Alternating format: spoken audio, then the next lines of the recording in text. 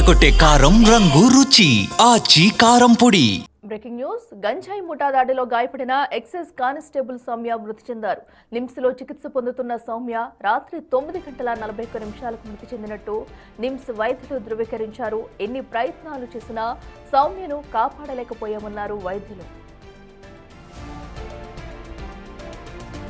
ఇటీవల నిస్మాబాద్లో గంజాయి ముఠాను అడ్డుకునే ప్రయత్నంలో భాగంగా ఆమెకు తీవ్ర గాయాలయ్యాయి.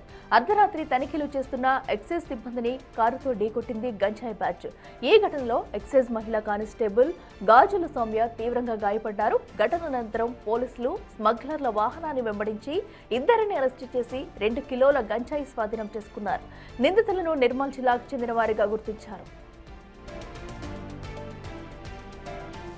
మరింత సమాచారం మా ప్రతినిధి పాపన్న అందిస్తారు. పాపన్న, చెప్పండి. ఏదైతే అటు గంజాయి బ్యాచ్ చేతిలో కూడా తీవ్రంగా గాయపడిన కానిస్టేబుల్ అయితే మృతి చెందినట్టు తెలుస్తుంది. అప్డేట్స్ ఏంటి?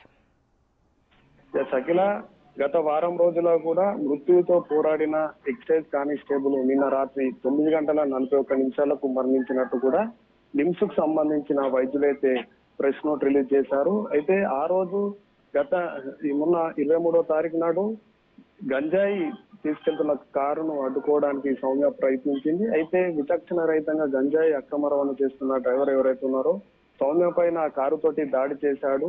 ఒకసారి తన కడుపు నుంచి ఎక్కించాక మళ్ళీ ఒకసారి రివర్స్ తీసి రెండోసారి కూడా ఎక్కియడం తోటి సౌమ్యకు సంబంధించిన ఇంటర్నల్ పార్ట్స్ లో పూర్తిగా కూడా ఖరాబ్ అవడం జరిగింది. దాంట్లో భాగంగానే అటు కిడ్నీ, లివర్, తనకు సంబంధించిన లార్జ్ ఇంటెస్టైన్ పూర్తిగా కూడా దెబ్బతినకపోవడం తోటి వీటిలను తొలగించడం జరిగింది. అయితే మెరుగైన వైద్యం కోసం నిమ్స్ హాస్పిటల్ కి తీసుకొచ్చి నిమ్స్ హాస్పిటల్లో కూడా వైద్యం అందించే ప్రయత్నం చేసినప్పటికీ ఆ సౌమ్యాన్ని కోల్పోవడం జరిగింది.